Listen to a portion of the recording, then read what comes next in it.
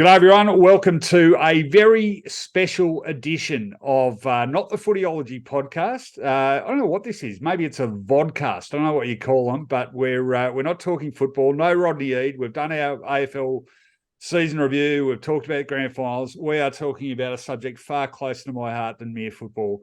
It is the Mark of Cain, and very honoured to be joined by the Mark of Cain bass player, Kim Scott.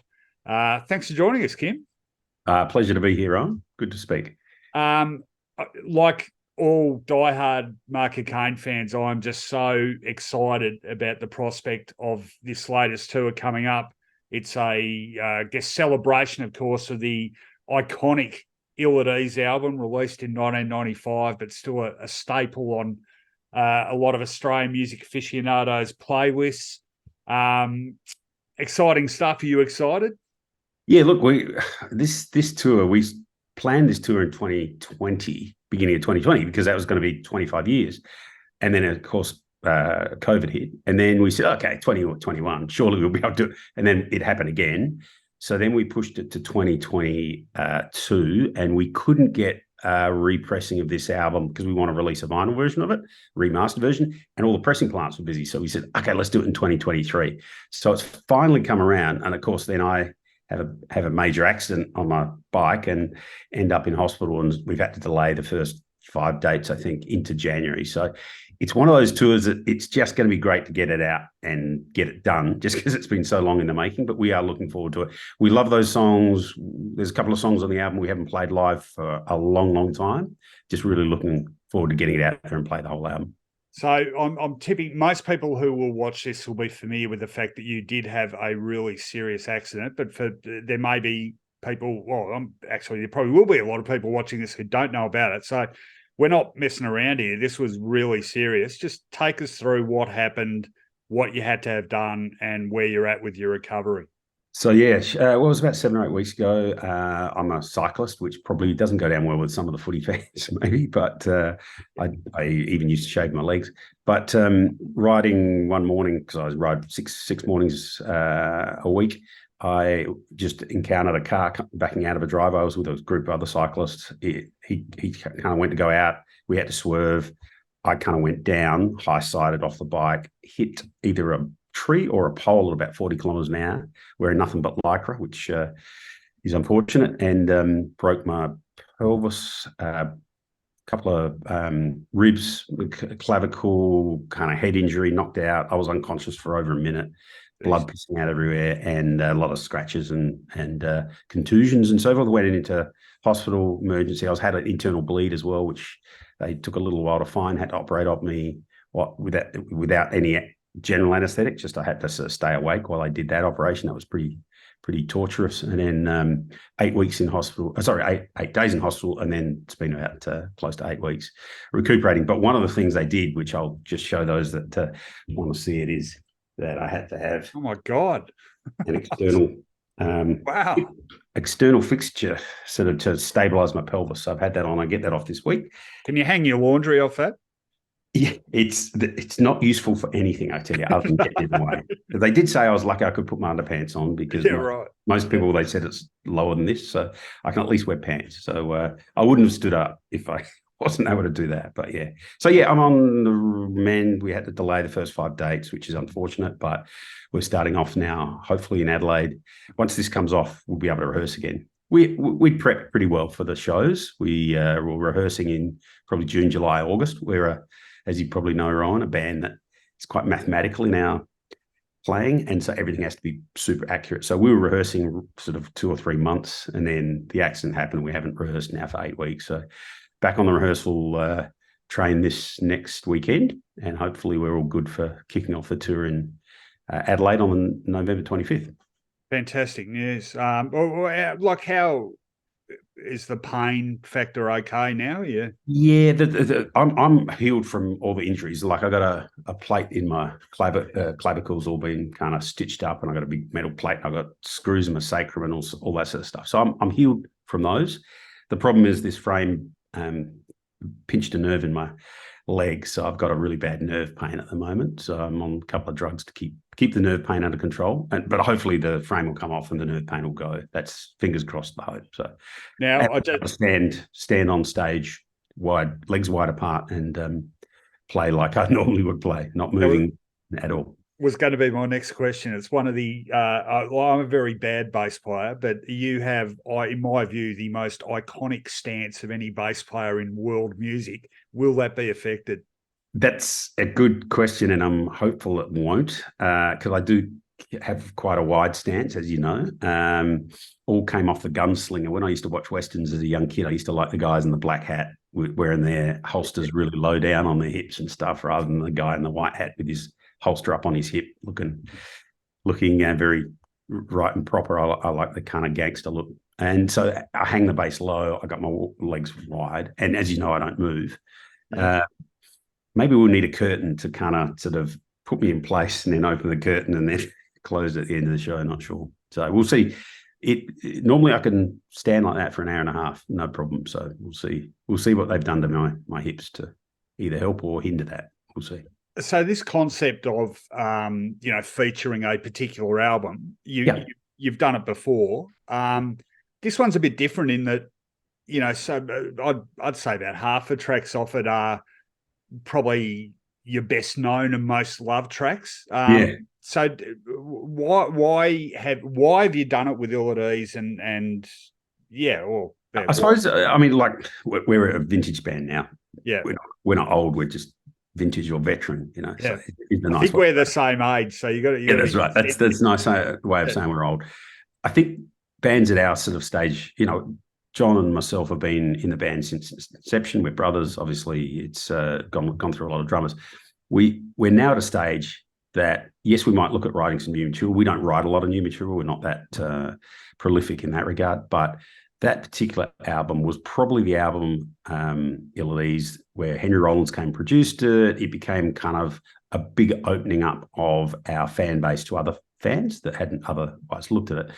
And I think a lot of bands, Spiderbait, not Silverchair, Spiderbait, and Regurgitate, and those guys are going out and playing those albums from the 80s and 90s that were really quite great albums for those bands in those eras. So we're just doing the same. Nothing original out. We did Battlesick, which is our first album, largely because Battlesick had never really been heard in a live setting. Most people only had heard that on record. But you're right, probably half of Ill at Ease we play routinely in our set all the time because they are just such great songs.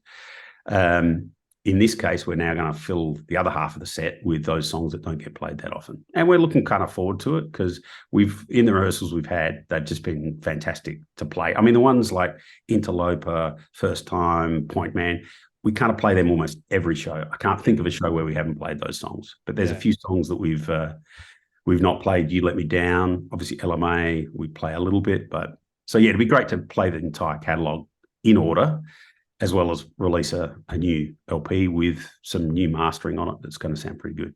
Yeah, so it'll be a slightly different set list. I was just thinking, I reckon I've seen you guys live probably at least a dozen times, and every single song you mentioned there, I think, has been played in every single gig. And I'll be honest, I would have been really pissed off if you hadn't played those songs. Exactly. Yeah, exactly. It's funny because I remember, like, some bands are notorious for not wanting to play the big hits, aren't they? Because they get sick of playing them. And I kind of get that, but at the same time, I understand also we don't play that often. My brother and I don't tour that much. And if we were to get John Stanier, who's our kind of fixed drummer, to come down, he's out of the US, so he's challenging to get down here for any time. So we're our tours are kind of every couple of years.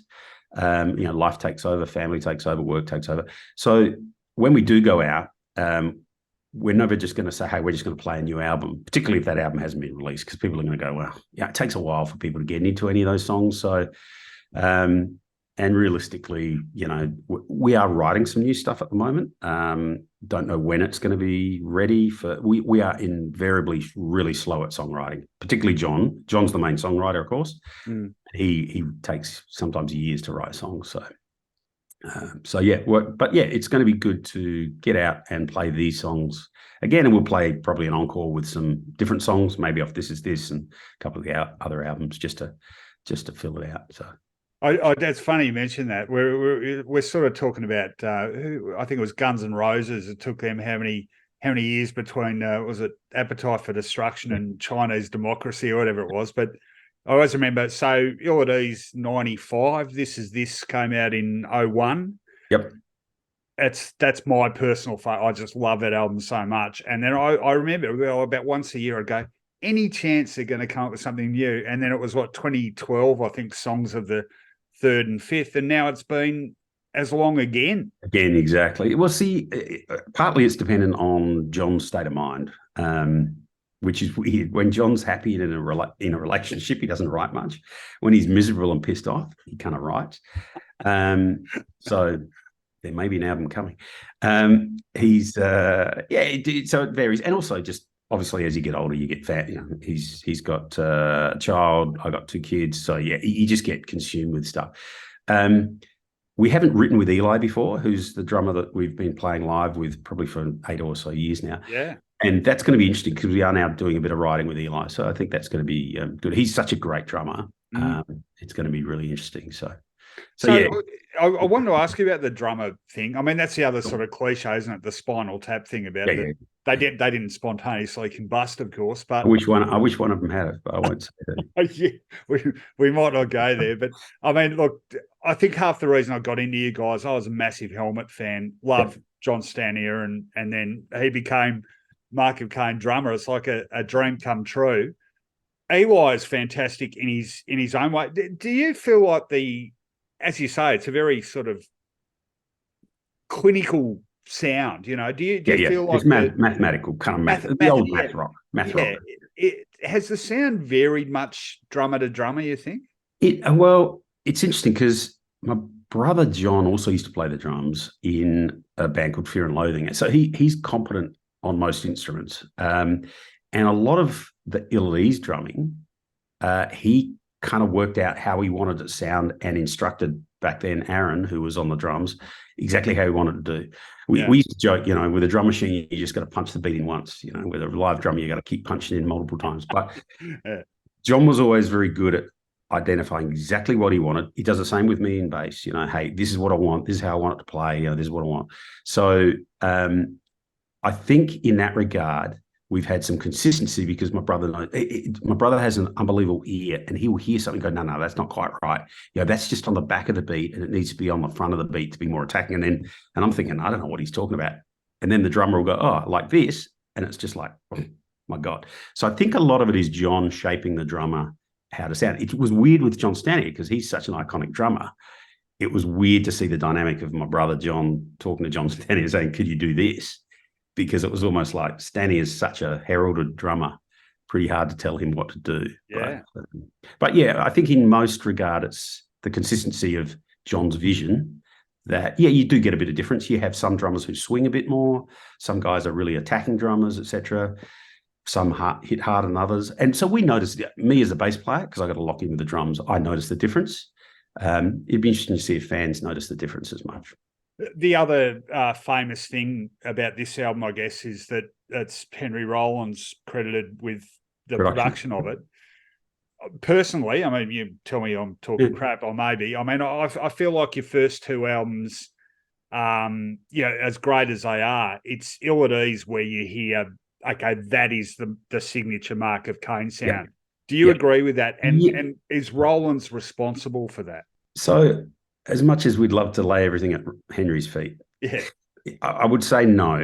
Insofar as those first 2 albums, obviously we didn't have a lot of budget. We were recording pretty well on our own dollar, and we were using small studios in Adelaide that really didn't have quite. We were really frustrated. We never got the loud impact, the visceral impact of the band. I mean, if you've seen us live, you know there's a visceral impact that you feel the bass in your stomach and you hear the drums. We couldn't get that on those first 2 records, and it was always frustrating. We then went to a studio here in Adelaide, a guy called Tony Neski, and he put all the recordings down, and he really captured the sounds through the quality of the mics, the quality of the systems that he put down. By the time Rollins showed up, we had everything down. So if you don't get the bass tracks, as in drums, guitar, vocals, etc., down right, you're kind of just dealing with shit. It's just kind of like you're just putting glitter on a piece of shit. So in this case, we had great tracks, well recorded, great sounds, and Henry just came and mixed them. Really, he just came and mixed the album. So even afterwards, you could have done a different mix and it would have sounded slightly different, but it was really the quality of the tracks that we recorded. So I think from that album forward, we were pretty happy with getting the sound. But again, I don't think it's ever really quite captured us live. Anyone that sees us live says, "Oh, that's just different than the album." So just a slight digression, but just talking about Rollins, like I'm a bit of a Rollins fan. My favourite Rollins album is one not a lot of people cite, but it is my favourite album because of the bass, and it's Come In and Burn, which came out in about 97. And the bass player is a black guy, Melvin Gibbs. Yeah, Melvin's great player. So you're familiar with that? We toured a lot with those guys when they had that lineup, and Melvin was great. Yep. He's great. Oh, good. I'm not talking through my head. And he's a great jazz. He plays jazz and all sorts of stuff. In fact, when we did the Battlesick tour a couple of years ago, he was in Melbourne when we were playing, and he came back to the show and watched the show side of stage, and we were catching up. It's like, wow, I hadn't seen Melvin forever. And he was playing with some jazz troupe or something. It was kind of weird. So yeah. Do you remember there's a song of theirs, On My Way to the Cage? I've been trying for 20 years to get various football people to use that as a footy video, because it is absolutely perfect. So if anyone from Fox Footy or whatever's listening, do it. Yeah, exactly. It's a good one. Now, look, I don't know, you may hesitate to answer this question, but I said, this is my favourite Mark of Cain album. Do you have one? It's interesting because I reckon I would probably say the songs on this and this I enjoyed. It was the first time we played with Styne, so I was a big fan of Styne as well. So that probably made a difference. I love the songwriting and Ill-at-Ease and the vocal, lyrical kind of lines that John. I mean, I'm a fan of John's writing in terms of the way he can write lyrics and stuff, and use words like somnambulistic and long words that people go, what does that mean?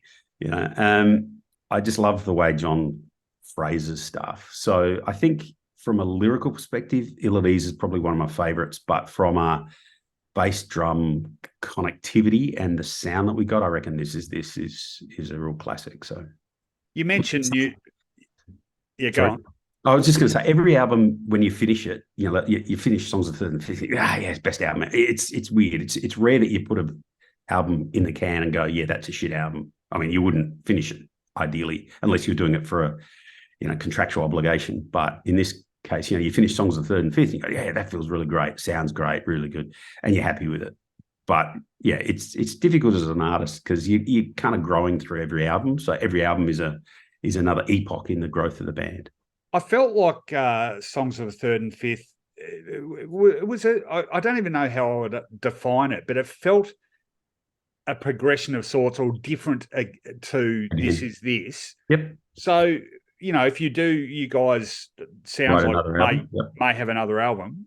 Is it going to be different again, do you think? Or yeah, look, I'm sure it will. Part of Songs of the Third and Fifth probably came about because it was written slightly differently. With This Is This and every prior album to that, we wrote a lot of those songs in the rehearsal room and then went out and played them live and fine-tuned them live and then came and recorded them in a studio. Songs of the Third and Fifth, that entirety of that album, some of the songs we'd done some rehearsal on, but most of it was written in the studio with Styne or in some rehearsals just before we went to the studio with Styne, and it was done very quickly. So it was a different writing process. And we, had white butcher's paper up on the wall, and we would write all the, it would be called, Fast One, and we would write kind of how that one works. And so we didn't have titles for a lot of these songs. Yeah. So it was quite a different way of writing back then. So I think that has something to do with it. Probably, we were still happy with it, but probably had those songs lived in a live environment for a year, they would have evolved a little more differently. It's why when we go to play Songs of Third and Fifth songs, it's kind of really hard because we played them in the studio. It's like, how the fuck do we play this shit live?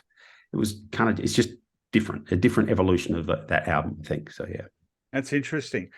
So have you got like a time frame on when you might record and when it would come out? And I know you guys don't rush things, but Yeah, no, well, yeah, exactly. Look, I think we'll probably do this tour, Illides tour. We'll probably go back and rehearse after the tour and start continuing writing. We're writing at the moment while we're rehearsing, so we rehearse for an hour and a half, and then we muck around with some new riffs and stuff. So I think we'll just continue once the album tour is done, Illides tour is done. We'll come back, continue to write a bit.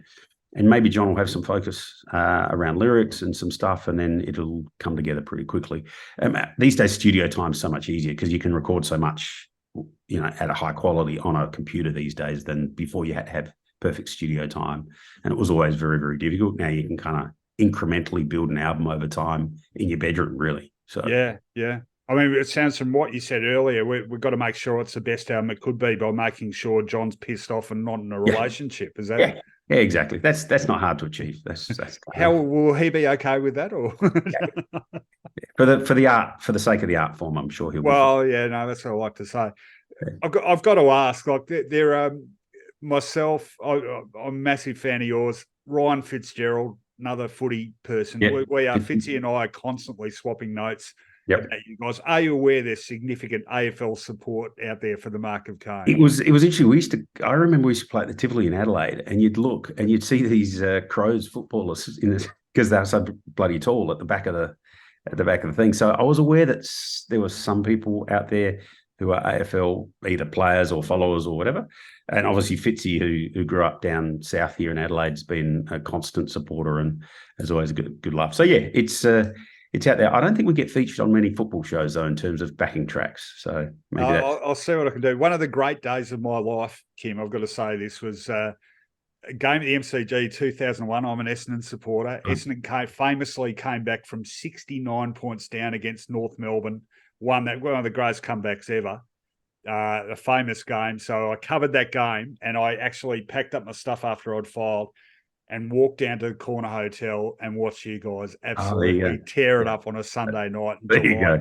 It was great. Great finish to the day. Yeah, great. So look, we'll wrap it up there. I know you've got other commitments. I really appreciate your time, and look, good luck with obviously you've been through a lot. So hasn't killed me yet. Hasn't killed me. Makes you stronger. That's what they say. Well, no, great philosophy to have. Good luck with the tour, and fingers crossed you can get this album out, because there's a lot of us fans hanging out for a new Mark of Cain. I'm sure, and we'll get there. We'll definitely get there. Thanks for chatting, Rohan. It's been great. Thanks, Kim.